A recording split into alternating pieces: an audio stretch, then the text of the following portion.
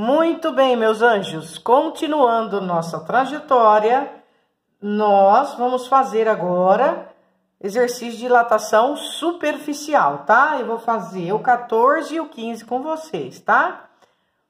Uma telha de alumínio tem dimensões lineares de 20 centímetros por 500 centímetros. E seu coeficiente de dilatação linear é igual a 2,2. O coeficiente de dilatação linear é o alfa, né? Lembra? Eu vou fazer a revisão com vocês.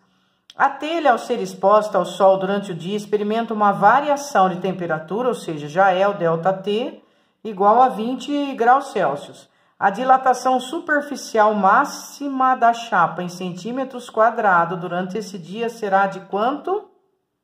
Muito bem. Vamos pegar os dados do exercício, então, e montar o nosso problema, tá bom? Muito bem, vamos lá. Uma telha de alumínio tem dimensões lineares. Então, eu tenho uma telha e ela tem as dimensões lineares de 20 centímetros por 500 centímetros, né? E seu coeficiente de dilatação linear, quer dizer, o alfa, ele é 2,2 vezes 10 a menos 5 graus Celsius a menos 1. A telha, ao ser exposta durante o dia, experimenta uma variação de temperatura de 20 graus Celsius. Já é o ΔT. A dilatação superficial máxima da chapa, ele quer saber o ΔS, tá? Muito bem. Para a gente fazer esse exercício, vamos relembrar o que nós estudamos, né, até agora. Nós estudamos o seguinte: quando eu estou em dilatação linear, é uma dimensão só. Ele vai ser chamado de ΔL e ele vai ser igual a L0 alfa ΔT, onde o alfa é o coeficiente de dilatação linear, uma dimensão só. Quando eu estou na dilatação superficial, que é o que nós vamos fazer agora, superficial, nós vamos entrar agora nessa fórmula similar, só que é superfície. Nós vamos chamar de ΔS, porque é a área, igual a S0 beta ΔT. E para eu achar esse beta, é só eu fazer duas vezes o alfa. Por quê? Porque agora eu estou com duas dimensões. E antes eu tinha uma. Então, é essa fórmula aqui que nós vamos usar, tá bom? Muito bem. Vamos lá. ΔS. Saiu. ΔS é igual a S0 beta ΔT, certo? Essa é a formulinha do ΔS, não é? Muito bem. O que o exercício quer? Ele quer o ΔS. Quem é o S0?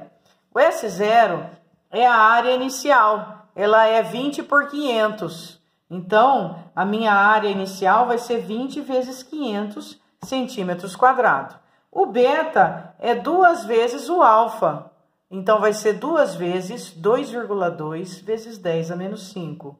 2 vezes 2,2 vezes 10 a menos 5. E o ΔT é 20, já está pronto. Prontinho. Com isso, eu acho o ΔS solicitado. Tudo bem? Só a aplicação da fórmula. Que fórmula? ΔS igual a S0 beta ΔT. Temos que fazer essa multiplicação. Vamos lá. 20 vezes 20 é 400. 400 vezes 500, 4 vezes 5, 20. 2 zero do 400 e 2 zero do 500. 2 vezes 2,2 é 4,4. E tudo isso multiplicando a potência de 10. Meu ΔS vai ser 2 vezes 4,4 dá 8,8, né? Só que eu tenho que multiplicar isso por 1, 2, 3, 4, 5 zeros. E 10 a menos 5. Então, o ΔS vai ser igual a 8,8 Multiplicação de mesma base, conserva a base, soma expoente. 5 com menos 5 vai dar 0. 10 elevado a 0 é 1, então eu só fico com 8,8, achei a resposta. A unidade é centímetro quadrado. Veja que a gente não precisa se preocupar com o sistema internacional, porque aqui, olha, nós vamos, centímetro, centímetro e grau Celsius a menos 1 e grau Celsius, não é? Se entra centímetros, sai centímetros. Não tem problema de trabalhar sem ser o sistema internacional. Então, a resposta é 8,8. Tá entendido? Muito bem.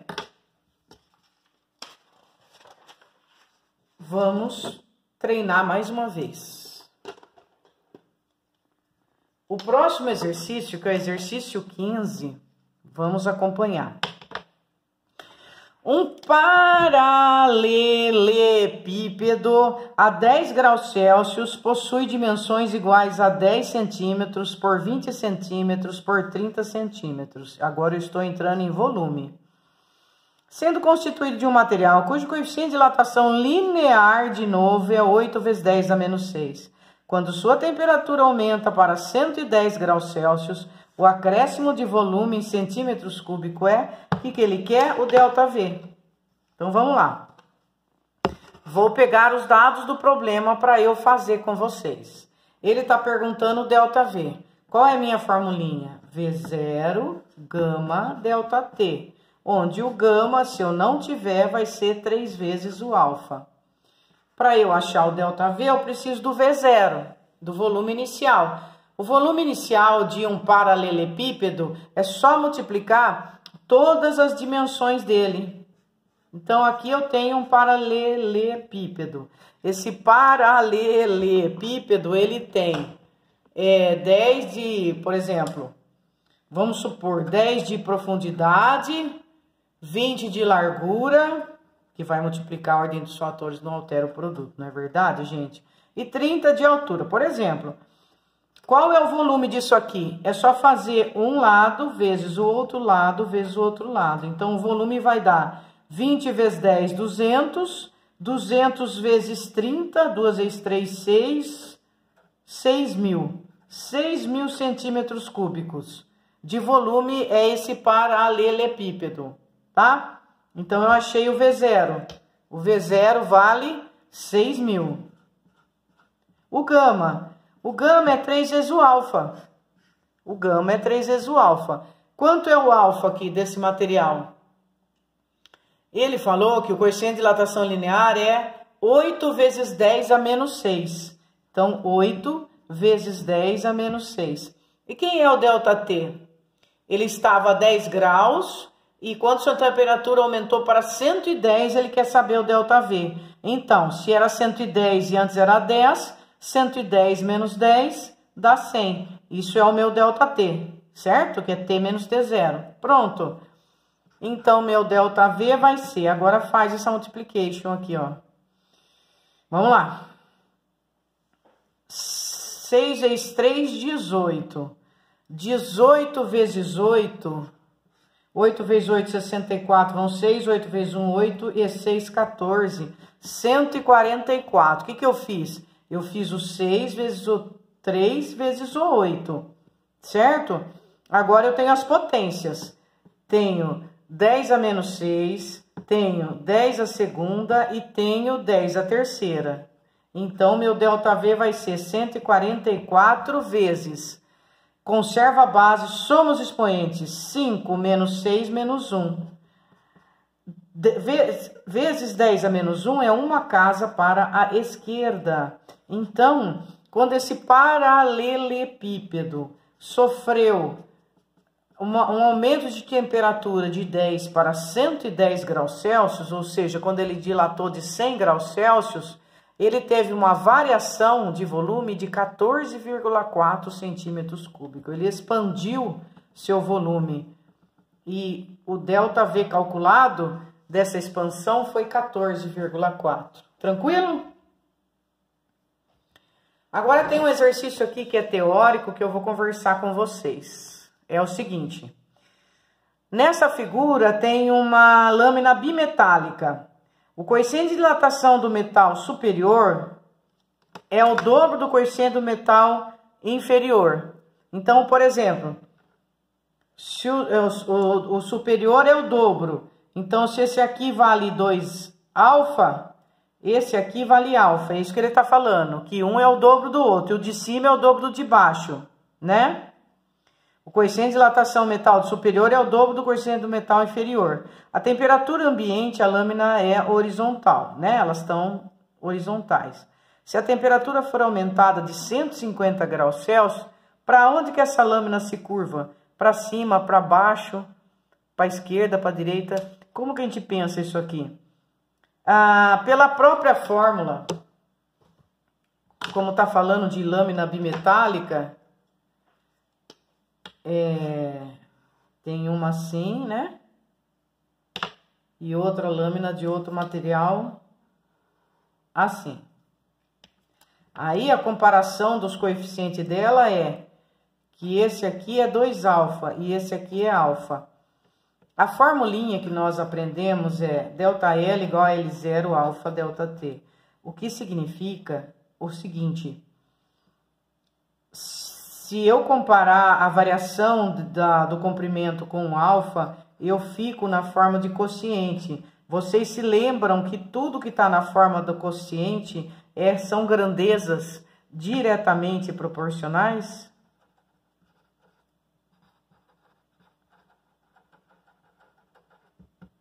São diretamente proporcionais? Então, isso significa que quanto maior for o meu alfa, maior vai ser a minha dilatação. Então, nesse caso, quem tem o maior alfa?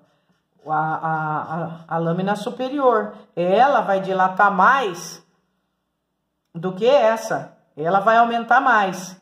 Se ela vai aumentar mais do que essa, o que que acontece? Ela vai sobrepor essa aqui. Então, ela vai fazer isso. Ela vai se curvar para baixo, porque ela dilata mais. Ela vai dilatar mais do que a de baixo, né? Ela aumenta aqui, então ela curva para baixo, tá? Então, a resposta é curvará para baixo. Por quê? Porque a de cima dilata mais, tá? Do que a de baixo. Então, ela vai pender. Tá claro, meus amores? Agora vem os exercícios que eu vou pedir para vocês, tá bom? Vamos lá dar um pause para vocês poderem fazer o exercício, tá? Ó, eu vou pedir para vocês fazerem o exercício 16. Vou ler com vocês, vou pôr um pouquinho perto aqui, vamos lá. O coeficiente de dilatação superficial de um material homogêneo isotrópico é 2,62 vezes 10 a menos 5 graus Celsius a menos 1. O coeficiente de dilatação superficial, já tá dando beta, tá? Os seus coeficientes de dilatação linear e volumétrico, tá? O que você vai fazer? A relação entre alfa, beta e gama. Você vai falar assim, o beta é 2 alfa e o gama é 3 alfa. E aí você substitui o que ele deu e acha os restantes. A sua resposta tem que ser letra E, tá bom? Depois eu vou pedir para vocês fazerem o 21. O 21 é uma teoria. O coeficiente de dilatação térmica do alumínio é aproximadamente o dobro do coeficiente de dilatação térmica do aço. A figura mostra duas peças onde um anel feito de um desses metais envolve um disco feito de outro metal. A temperatura ambiente, os discos são presos aos anéis. Então, aqui fora, ó, esse aqui, ó, é alumínio, né? E aqui é aço. Bom, e aí ele pergunta: se as duas peças forem aquecidas uniformemente, é correto afirmar: apenas o disco de aço se soltará do anel, apenas o disco de alumínio se soltará. Daí vem as alternativas, tá? Então, ó, vou pôr perto, porque se tiver problema de enxergar, tá? Para vocês darem um pause e ler. E aqui são as alternativas, né? Eu espero que ele tenha focado. para vocês darem um pause e tentar fazer o exercício, tá bom? Aí depois eu faço mais esses 3 com vocês, mas esses 3 aqui, ó, na próxima aula. Mas o assunto é esse, sobre dilatação. Tranquilo? Não tem nenhum de cálculo para vocês fazerem? Tem, né? Tem só do alfa, do beta, do gama. Ô, meu pai, mas depois a gente faz. Depois vocês... tem o 20 que dá para fazer. Tá? Eu tô preocupada com a iluminação aqui de dar problema. E vocês não visualizarem. Uma peça sólida tem uma cavidade cujo volume vale 8 centímetros cúbicos a 20 graus Celsius. A temperatura da peça varia para 920 graus Celsius. O coeficiente de dilatação linear é 12 vezes 10 a menos 6. Supondo que a pressão interna da cavidade seja sempre igual à externa, a variação percentual do volume da cavidade. Então, aqui ele está falando em volume, né? Então, você vai calcular a variação e depois dar resposta em porcentagem. Para dar resposta em porcentagem é a razão, é só fazer a comparação, tá bom? Beleza, pessoal? Então, tentem fazer qualquer coisa. Se a visualização não estiver boa, fala que eu tiro foto e mando por zap para vocês, tá bom? Um abraço e bons estudos!